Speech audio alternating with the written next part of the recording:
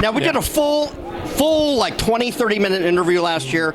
I've been waiting on him to send me some photos. If you know, when I do my interviews, I do a collage, but we're doing a quick update. So what's going on? What did you do this year? Anything new? Well, you mean since I retired and went to Vietnam and came back and went crazy a few times? Since our last interview, what have you been up to? Well, the last few years I've been golfing a lot. Okay, yeah, golfing. And I got my little ranch in Temecula with my donkeys, horses, chickens. And the biggest update is my daughter moved in with her 6 kids. Okay. So that keeps us busy on the ranch. So where are you, like near any of those, are you near any of those Indian casinos? Yeah, right by a couple miles from Pechanga. I'm in what they call wine country. Okay. And and I got 3.5 acres. Okay. And I got plenty of help now. So you're on the so Fallbrook is everything west of the freeway, right? And the Temecula is on everything on the other. Temecula basically is north of Pechanga. Oh, north of it. Okay. Yeah, and I'm on the Pechanga side, which is on the west side, east side of the freeway. All right, so wine country. So that's on the civilian side, I'm living the life of a happy family man with all his grandkids and kids around. Okay. And my war stories you already got. Hey, we're going to do it, and we're going to have been waiting for photos. I've been totally tied up, but you guys will know this is fun. Yeah. I mean, we didn't think this was going to happen this year. Yeah, I know. A lot of people are passing away. A lot of people aren't coming. We had a lot of people this year. Miss a lot of friends. But if you're out there, you got to come because we don't know if we'll see you next year. All right, we'll see you later. Bye. Okay, great. I don't know if you knew who I was. We're going to get to that. Okay. Okay, let's see. Stand right about. All right, introduce yourself. Okay, I'm Jim Allmon. Okay. So tell me your story. Where did you grow up? Grew up in the Bay Area, San Francisco Bay Area. What high school did you go to? San Lorenzo High School. And what college? Or did you join the Army right out of high school? No, I was in Chabot College. I got a draft notice my first semester. Okay, he got a draft notice, which means it went by the digit in your social security number, right? Well, it was my birth date. His birth date. Yeah. All right, so you get the draft notice and you go to boot camp where? Well, I got a draft notice. I didn't go in the Army. I went down and tried to join the Navy and Air Force, but I had a traffic ticket, so they wouldn't take me, so I joined the Marine Corps and aviation guarantee. Okay, so Marine Corps, so you went to MCRD San Diego? Yes. And that's 16 weeks? Yes. And then you go... Infantry training, Pendleton. Infantry, so your MOS is a... 67 or whatever. I don't know what the Marine Corps was at the time. No, it's Marine Corps was 11501 or whatever, right? Yeah, it was a jet mech. I'll put it on here. And then, you're at Camp Pendleton. You're doing your infantry training. Then I went to Naval Air Technical Training Center in Memphis. Okay, to do... That's where our aviation training is for jet mechs. Okay. We go to naval schools. Then I got assigned Cherry Point, North Carolina. Okay, so this is for an F4, an A4? No, they just general jet mech. So general jet mech. And the Marine Corps at the time, those are their big jets they had, right? F4 Phantoms. Yeah, that's where I went. Cherry Point, F4, and EA-6A. Went to RF-4B, Reconnaissance Squadron. I was there maybe 10 months, and they shipped me to Vietnam. Okay, and you were assigned to an F4 squadron as well? I showed up on an F4 squadron in Da Nang. Wasn't there even a couple weeks. They shipped me to Marble Mountain, assigned me. In Marine Corps, every time you go to duty station, you get 30-day detail. My detail was MP. I hit Marble Mountain MP. MP? Military police? You either get a guard, military police, or cook. Working with a cook. But you don't have to go to military police school. You just no. You're already trained as a Marine. You know every weapon. So you know everything. We're already pre-trained. So you did that for how long? A month, and then I got assigned to VMO2, Attack Helicopter Squadron, as a crew chief. Okay, and this is a Cobra helicopter? No, Huey. Huey, but the mic, you had the M21 gun system on it? No, Marine Corps had totally different. Total. Marine Corps I had a E model Huey, UH-1E, Psychic Charlie model, except it has a rotor brake, external hoist, and it has different. What kind of weapon systems? It has 2 M60s on each side, nose M60, 18 rockets, and an internal gun. Wow! Huey gunship. All right, so this is a big gunship. Yeah. And cool. And I was there from September '67 to September '68, right through Tet. So I crewed a gunship all through. All right, so you were. you're a gunner. Crew chief. You didn't go to any flight schools or anything for enlisted personnel. So Just the mech. Right. So they go, hey, you're going to be a door gunner. Yeah. No, I'm going to be a crew chief. The door gunners switch out every day. Okay. Crew chief stays with the bird. Wow. So I lost 2 birds, and a third one, the guy took my place, got shot. So now, did you earn your Naval Aircrew wings? they're Marine Corps, and they're different than Army. They're combat aircrew wings, and you only get them if you get 60 missions under fire. So I got my combat aircrew wings, and of course to get the air medals. Got 7 of those. Okay. Wow. Yeah. Okay, so that's a 12-month tour, right? Yeah. And you come back and you go where? I go to LTA Santa Ana, helicopter base Santa Ana. Okay, so here we go. He's at Tustin. Everyone knows those are probably 50. What do we got? 53s and and 46s. I got assigned to a 46 squadron. Okay, and that was what? VMA what? What was 63? HMM 163. Okay, and you did that for how long? Until I got discharged. That took 4 years. All right, so you came back and went to Tustin for 4 years. No, Tustin, a 4-year hitch. Oh, hitch. Tustin was my last year. Your last year. Then did you live on base or did you? I lived on base. I had a girlfriend on base, so I lived on base. But I was assigned on base. Everyone knows Laguna Beach is not far. It's everything coast to Mesa. It's like a 10-mile drive to the beach. Okay, after a year, then what happens? You get out? I get out, try working for a couple years, and then a job opened up with the Civil Service working on Hueys out of Long Beach. So all right, so Long Beach Airport had a contingent at an Army Reserve or Army Guard? It's Army Guard, right? National Guard, and I got hired as a Civil Service employee to work on the National Guard aircraft. And anyone doesn't know, Los Alamitos was still a naval air station that had not been decommissioned yet. We weren't even there. Right. So what happened? So that's 72, 73? 72, early 72, like spring. And you were a Civil Service technician working on what? UH-1 Hueys, because they just got them into Long Beach. They had an 01 Charlie there. They had a Hiller. They had a CH-34. I'll put a picture of the Hiller, guys. That's really old. They had a CH-34. 34. And the Hueys came in and they started phasing all those. And which model Hueys do you think these were? I think they were B models. And a couple, maybe a C. Maybe a C. And then Cromwell was my commander at the time there. Bert hired me in, and Barry was the floor leader. So this is way back in early 72. And you're what rank you're a sergeant? E4 at the time. E4. And then what happens? And then we go here to Los. Right. So they go to Los Alamitos because it's decommissioned and then it's turned over to the state. Yeah, and the Navy took it over. And so we took it over from the Navy, actually. Right. So you were what unit were you with? What was it called? Do you remember? Yeah, it was the one Cromwell was in, but when we got here, I was in it for another year with Cromwell. It's hard to tell, guys. It's like a company of supporting a brigade. Yeah, okay. I know I got assigned to the 2nd Brigade about 2 years out. Okay. Went from Hueys to 58s. And Colonel Geach was commander of 2nd Brigade at the time. So you turned in the Hueys and you got 58s. Well, I got transferred from... The Hueys are still here. You got transferred to the 58 unit. Yeah, because I did both. I was a technician. And these 58s were strictly... 4 of them assigned to the brigade. Right? They were assigned to the brigade. AOs. Yeah, assigned to the brigade.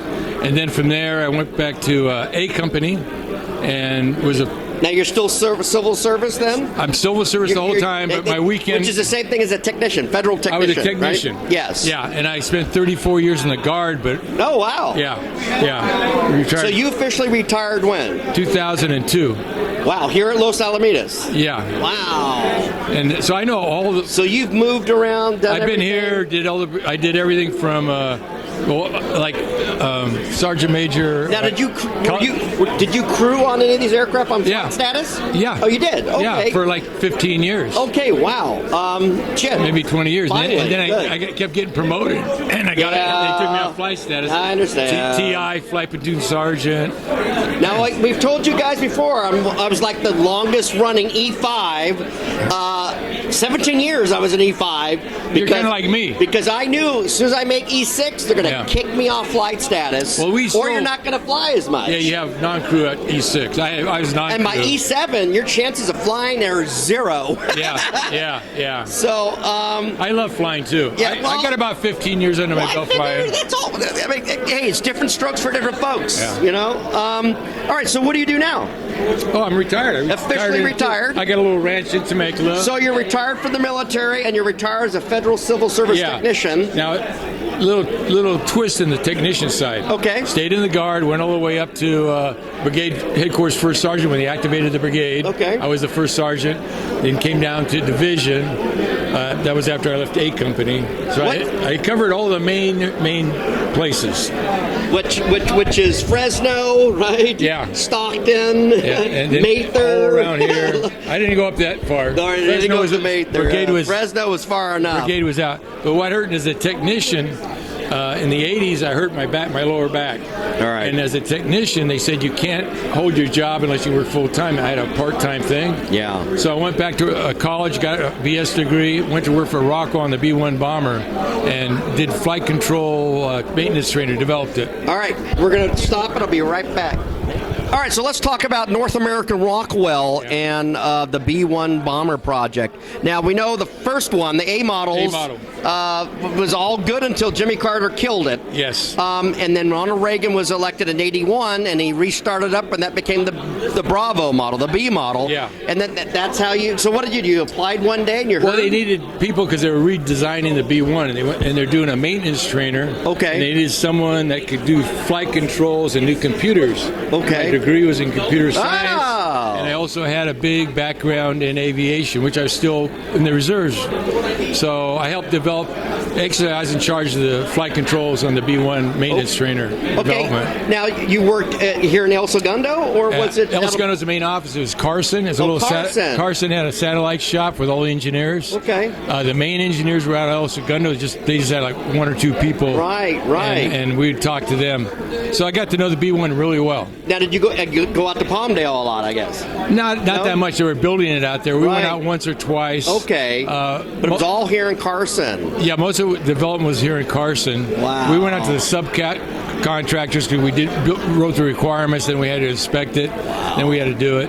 So it was a very interesting job. And the B-1B is still flying today. Yeah. I know about half of them were sent to the boneyard, but there's still like 60 of them still operational. Yeah. It's truly unbelievable. Yeah. I know the B-21 is supposed to replace them. I don't know when those will be online. Yeah. But they're ordering at least 100 of them. So there'll always be something going. Yeah. Always something going. Now, is this your first reunion? No, I've gone to for maybe 10 of them. I haven't ever come talk to you. I didn't know who you were, so I watched the video and go, hey, that's pretty cool. Okay. Maybe I'll go check you out. Give you a little background from 72 up to now. Okay, and then let's talk about your disability. Are you VA rated for disability? No, I heard it on Technician Time. I had a Class 3 profile in the Guard. Oh, you did? And since I was such high level, I could carry it. Okay. But what happened is I would have went longer. Yeah. But when they deployed in 2000, they said Class 3 profiles are out of here. Oh, yeah. So they pretty much told me I'm retired. You're retired. Now, did you have surgery on your back? No, they can't do anything for it. See, this big thing is Does that really help? Yeah. Does it? All right. Because you discompress. Well, I used to wear one all the time. They said, "Oh no, it's going to." I couldn't sit straight down. It just killed me. But I didn't hurt. Guys, I didn't hurt the disc. I pulled tendons and muscles around the spinal column, and it kind of shifts. Yeah. All you could do is put a rod in it. They told me don't do that. All right, guys. You guys all know why I'm asking. Yeah. So they've seen my other videos that I have 5 bad discs. The discs are bad on mine, but mine's I'm more. wearing these special shoes with orthotics to help the pain. But I couldn't be a mech anymore, picking shit up every day. Oh hell no! I did 4 hours. Now I hope this doesn't screw up a recruiting video for somebody, but still join the military. I mean, I would not done anything different in my life. Well, just so you know, when I left the B-1 project, So they've changed the rules. Oh, yeah. When did you leave the B-1 project? About 88, 89. Okay. 88. Did they not need you anymore? Or? Yeah, we built it. Yeah, you built them all. Everything was built. We built the maintenance trainer. We developed everything. Wait, so what did you do after the B-1? Well, that's what I'm going to say. Oh, I'll I'll edit this so it makes sense. Okay, so after the B-1, they changed the rules on civil service employees. They started slotting them in desk jobs because they said I couldn't be a mech, work here. Right. And they wouldn't give me a job here. So guess where they put me? Base ops? They put me in a high school under the recruiting command, working with kids that are ROTC.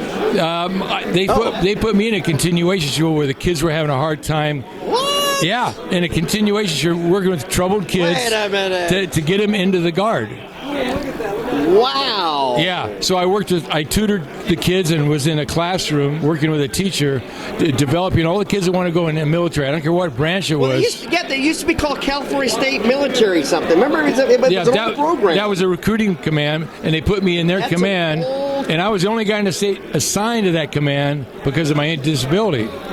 So I have a very strange progression in... Does that program that doesn't exist anymore? Well, the recruiting command does. Wow. But I was the only guy assigned to it by a federal employee. Wow. And I was done because the state AG... And you wore your BDUs or your uniform? Or? I wasn't required. I wore whatever they told me in the classroom. Whatever. Yeah, I just wore a regular, like a teacher. That is something else. Yeah, so I had a great time for 5 years working with the kids, doing that, developing them, getting And what high school was that? Temecula Valley. Temecula Continuation School, Okay. and that's where I live. I got my little ranch, donkeys, horses, chickens, ducks, tortoises. Now, anyone doesn't know what Temecula is? That's on the backside of Camp Pendleton. It's on the east side. Yeah. What's that freeway there? The 15? Yeah. The 15 and where the 215 meet is all that south is all Temecula. And like I said, you're 10 miles again down to the beach. Yeah. Yeah, and it's all wine country where I bought 35 years ago out there, raw land. Yeah. It's right in the middle of wine country, and the price of the land went like that. Wow. Boom. And you can't beat the weather either, guys. Yeah, I like it out there.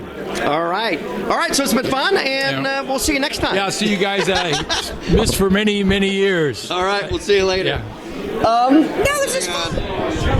I'll edit it. All right, so tell me about the incident at Bike Lake. What year was that? Okay, Bike Lake. It had to be in the late 70s. We had a couple different crashes out there. I was in the 2nd Brigade, and there was 4-man detachment, 4 OH-58s. So we're the only ones there, no tower. One incident was the AG from Sacramento came in one late night and got Anyone doesn't know what AG? That's the Adjutant General. Yeah. At OTAG. And it's a really fancy high gloss Huey. Oh. Really high gloss Huey. So it's like a VIP one. Yeah. And anyway, they got vertigo and crashed right there in front of the tower. And we're the only ones there, so we got crash crew out on them. And another time, a C-130. Wait, did they live? Yeah, I only saw 2 people that went out with the ambulance. All right. So I don't know if they lived or not. Was the aircraft a total loss? That was totally lost. Oh, man. Total. And the C-130 came in also about a year later, and I don't think it was National Guard, it was somebody else. Okay. And it was totally gone. It was a blown. And then what was the other incident? The same those time? are 2. And I can just tell you about one I was saved in. I was with Cromwell, stand pilot out of La Salle. We're out at Bike Lake every summer camp. He was coming into the tower. We're the only ones there. He was in a Huey with Cliff Welsh. He got vertigo and turned it. And Welsh grabbed it out of his hand.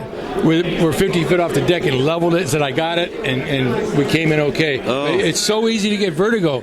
Cromwell was a stand pilot here. This is during the nighttime. Yeah. This is, he worked here full time as a instructor pilot, Cromwell. Very knowledgeable. And he got vertigo with us in the aircraft, right on landing. And this is in a 58? Huey. Oh, Huey. Yeah. But weren't there navigational lights? I mean... There's black. There's nothing then. So Mount Teaford had a light Nothing on, had right? any. It was like pitch black. It was Bike Lake. Until the Army took over, there was nothing. Right. So it was an active duty base for a long time, and then it went to the Army Reserve or something? The regular Army bought it. And then it went to the Guard, and then it went back to the Army, right? And the Guard didn't put any money in it. They didn't. And Bike Lake was something you couldn't land on. It just shrimp in it, They come out. And when the Army came in, they put runways and lights. So and we're tower. talking a long time ago. Yes, wow. 70s. So there was nothing. Oh, yeah, there was nothing out there then. So, and we also had a maintenance from La Salle crash in the riverbed about 74 or 5. Wait, all right, tell us that story. Okay, they went out one evening to pick up a bird that landed over precautionary light in the riverbed in Orange. And the people on the bird were a couple of our techs, and along with the pilots. And Gormley was on it also. Colonel Gormley was base commander. He was on it. Wow. And they were coming in to land it there, and there was wires on the right side of the riverbed. And so they knew they were there, so they kept on it, coming in. But they crossed right where they were and went down the other side. They hit them right in the main rotors, took the bird out, killed the co-pilot, and screwed everybody. Only one guy died on that one. And that was 1970? In the 70s, mid-70s, the late 70s. And we lost 2 stand pilots going to, instructor pilots going out to Fort Irwin. They hit the power lines over the Cajon Pass. Within 2 years, we lost 2 different pilots there, hitting those wires at Cajon Pass. Oh, coming through the fog. Guys, keeps repeating and repeating. We hear these stories constantly. Yeah. I mean, just recently, that fixed wing was a fixed wing fast mover, private, went into San Diego, and it came low and hit power lines. And they think they know what they're doing. The stand pilots killed all those people on board. And the pilots are real experienced, so I was surprised. It's hurry up and get home itis, right? Yeah. Man. All right, well, thank you. Got a lot of stories maybe next year. Yeah, all right. So I'll